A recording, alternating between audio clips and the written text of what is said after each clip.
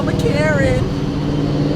What a bitch. Today we have a pretty important video topic that I wanted to touch on, because you guys know we just finished up Lucifer, the Paxton Novi 2200 SL kit, and there were some issues along the way, and I want to go and share those with you all today. So figure to pick a little spot, and I want to inform you guys on absolutely everything I've learned within the past couple months, getting this kit off the ground, getting the car running, data logging, seeing what goes wrong, what works good. If you've been keeping up with the channel, you know Lucifer is indeed back. Well, at least the last update I gave you all, I thought it was. And that's what we're gonna touch on today's video, because we did run into quite a few problems with everything. Thought I was gonna be out of the woods, but I learned really soon, and it was kind of embarrassing how I learned that we weren't out of the woods. The car messed up pretty bad, had some issues going on. I also would like to say within the last 2 days, the car is officially back, and I ironed out all the kinks that we were running into. And I think I have some great advice for you guys out there that want to go Sentry Blower on any car ever. This information is going to help you regardless if it's a Corvette, a Mustang, whatever it is. The Sentry Blower setups, I have definitely you know, learned some things that are different from, you know, the positive displacement, roof style, whatever, twin screw blowers. So I want to share that with you all today, share my experiences, what I did wrong, what to look out for, what to, you know, do before getting into your data logging sessions and thinking you're good and not being good. So if you all would for me, hit the subscribe button, guys. We're literally like 130 subscribers away from 200,000. So please, if this is you on the screen right here where it says not subscribed, take a quick second, make my day. Make my day. Let's hit 200 subs this video legit. Just 140-ish away from 200,000. So if you could do that for me, that'd be awesome. And we're gonna look here at Lucifer, and I'm gonna take you guys in to what I learned, to what I messed up. I learned the hard way that the car was indeed messing up. Now, what was happening is I got the car together, finished it up, got the tune, started data logging, and when you data log, you typically keep the car in just one gear. So for watts, it's always in third gear. And you know, that was smooth. Everything went great with the data logging, and I thought I was finished a couple days ago. I decided to hop in the car and go take a buddy for a ride, and we were gonna do our first initial test hit from second into third, going into fourth, you know, to really give it some beans. And I soon found out the car was not running as I thought it was. And yeah, we were having a crazy case of false knock. And for those of you that don't know, with these Sentry Blowers, you know, with the intercooler piping, you know, it runs all up into the front end of the car. So if it touches, if it rattles against something, anything of that sort, I mean, hell, even the exhaust setups on some cars can cause false knock. And when you're high into the RPM, and as soon as I snatched third gear, revving out to like 7,400, I felt the car completely fall on its face. It felt like it was running on 4 cylinders, and that's because the knock sensors were triggered, and the safety feature with those is the pull timing, because timing is what, you know, feeds the car, gives it power. So it pulled all the timing, like damn near all of it, and it fell on its face. And my buddy Martin that was riding with me was like, wow, that is slow. Now, as I mentioned, I did figure out a solution to this, and I did my research, and there's a lot of people out there that have the same issue. So I figured with my platform, this is gonna be your one-stop shop video for this. I'm gonna give you as much information as I possibly can,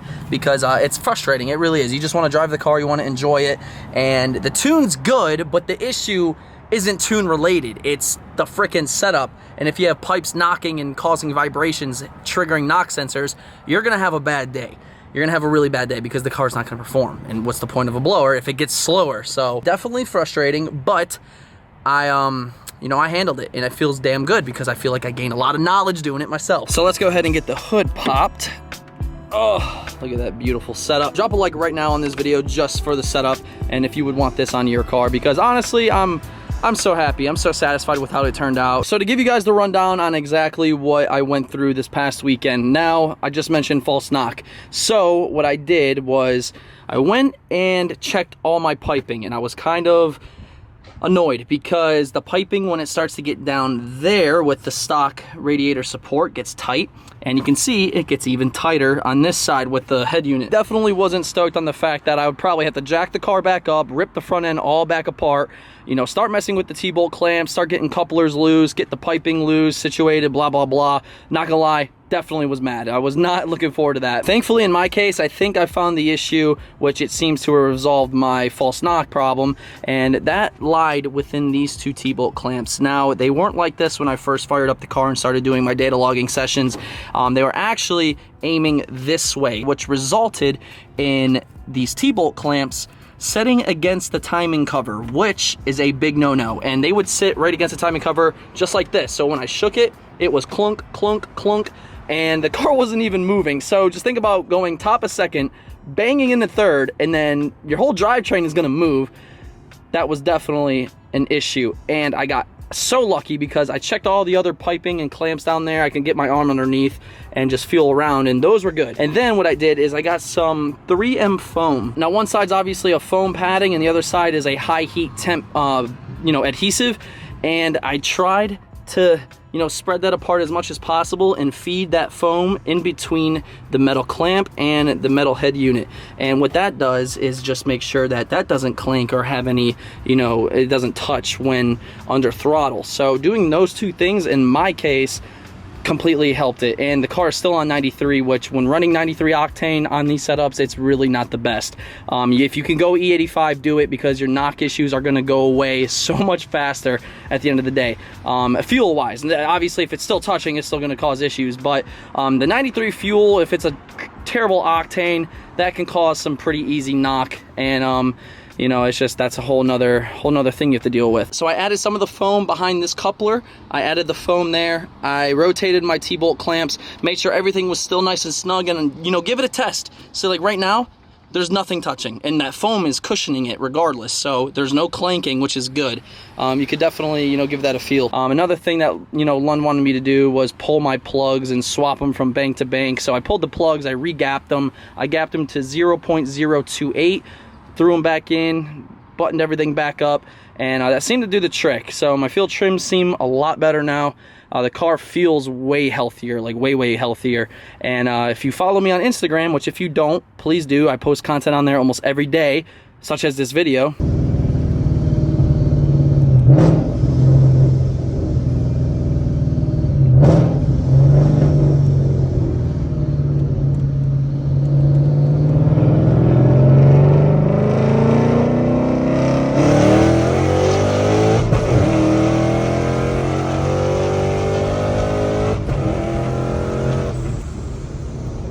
You could tell we were obviously snagging some gears there, and if you want to see more of that, definitely hop on the gram. Go follow me at DerekBaranProductions. Y'all know with this YouTube stuff, we got to go and throw our partners on the map, and that's going to be our boys over at Extreme Online Store. You guys have been crushing it. They sell so many different aftermarket parts for your cars, guys. We have a lot of their parts on the C7 Corvette. Here on the screen is literally all the cars they provide parts for. So if you see your car, go shop with them. Use my promo code at DBPSQUAD. It truly helps out the channel. They have been a great partner for the past 3 to 4 months now, and I love working with them. So if you see something you like, just cop it, save that money, make your car look better, help your boy out. And yeah, I mean, if you're gonna buy parts anyways, you might as well buy them from Extreme Online Store. That's all I'm saying. Link is in the description to the website, guys. Remember, DBPSQUAD to save your percentage on all orders, and it's worth it. It truly is. They have some sick stuff. Extreme Online Store, thank you guys so much, man. But let's get back with it. What's your guys' names? Sergio. Sergio, Derek, good to meet you. Oliver, good to meet you, bro. D-E-R-E-K. It should pop up if you just hit enter. It should be DerekBaranProductions. Yeah, that's me. Appreciate you guys, man. Yep, have a good one. If you kind of just follow what I said and just look for, metal on metal contact, your pipes, give them a good shake. Everything should be nice and tight, but if it's clanking somewhere, more than likely when you're, smacking a gear, it's gonna move it, shift it, and it's gonna cause false knock. It's gonna send that sensor through the moon, and it will cut the power. And I know a lot of people talk about desensitizing sensors, which it is more popular and common when running E85, but for me, I like that safety blanket. I would much rather have the knock sensors activated, just because the main purpose of the knock sensors is to save your motor. If you have horrible octane, it's gonna pull timing and it's gonna save your motor. It's gonna give it a better chance of saving the motor, I should say. Now, if you have desensitized knock sensors and you have bad fuel, that's a bad mixture. But as far as the 93 tune on Lucifer with the Paxton setup, we are Gucci. Everything is tidied up, it's wrapped up, it's been through some hard pulls, and I know I didn't make a video doing the first hard pulls because I actually wanted to save it for the E85 session. On the 93, I just wanted to get the car running, make sure it stays together while running and stays together and performs as it should under full throttle, just because if I go to film the E85 session and then we start, you know, having to deal with what I dealt with on camera, I feel like that's just kind of boring. So the E85 process with the first hard WOT pulls, the whole data logging, blah, blah, blah, will happen on the channel. So again, subscribe, guys. 140 subs away from 200K. Make your boys' day. And, you know, Lucifer's back, man. This freaking car looks so sick. And it's just feeling good. It's feeling so good. I'm almost, like, as soon as my wedding's over with, April 22nd, I'm planning a road trip, and I'm jumping in this thing again, and I'm winging it. We're going somewhere. So take notes on this video, save yourself the headache, and I think you're gonna be A-okay. And, you know, it was really my fault with those T-bolt clamps. I should have known when they were touching when I installed it was gonna be an issue. I didn't even think about it, but that's why I'm telling you now, so you know. I think personally for a stock setup, this is the cleanest way you could route the system. I know a lot of people run their coolant lines in front of the head unit, which to me, it's horrendous. It's horrible. You want to show that thing off. Like from down here, look at that. It's a beautiful view. You don't want coolant lines in front of it, coolant lines going over top of it. So what we did is everybody's gonna have your coolant expansion tank here, and we fed one of the coolant lines up into and under the radiator cover, and then the main coolant line can actually wedge in between the blower and the bracket. So it actually holds it there very nice.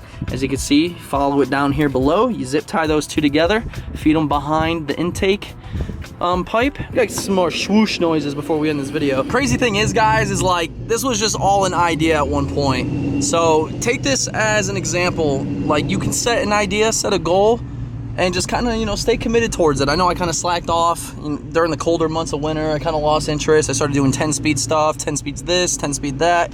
But in the grand scheme of things, though, we got it done, we got it finished. I feel so good, and I've mentioned it before, but I feel like part of me is like alive again. Like, this car is seriously, this is what I worked so hard for in the very beginning, you know, with Blue 2 valve and just grinding and grinding, seeing all my boys get 5.0s. Like, this is it, man. This is the 5.0. This is what I always wanted.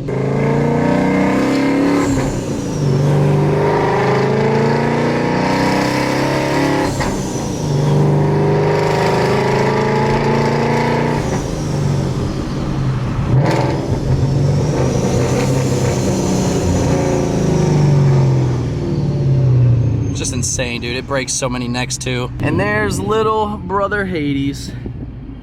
Gosh, I love that car, man. And we're having an update video on that soon. And for those of you wondering, this is actually the foam I used. You can pick this up at Advanced Auto Store. It's actually like a insulator, but it's a high temp insulator, so it's nice and cushiony, and the adhesive is super sticky, and it is high temp, so it's not gonna fall off. But you get a whole roll of this for like 10 bucks. And it's perfect. You just put this on the pieces that might have metal-on-metal contact when shifting your car. Boom. But hey, thank you all so much for watching today's video. I greatly appreciate it. I hope you guys are stoked on Lucifer. E85 coming hopefully this week, if not the weekend for sure. I got to do the whole data logging process, and as I said, and I promise, I'll take you along with me on that journey. And should spice up a little bit. Should put me at my 700 horsepower area. And it feels good on 93, so I'm so anxious to feel the E85 again. Not anxious for how quick it burns, but it's part of the game, boys. Thank you all so much, man. Y'all have a blessed rest of your day. Take care. Peace.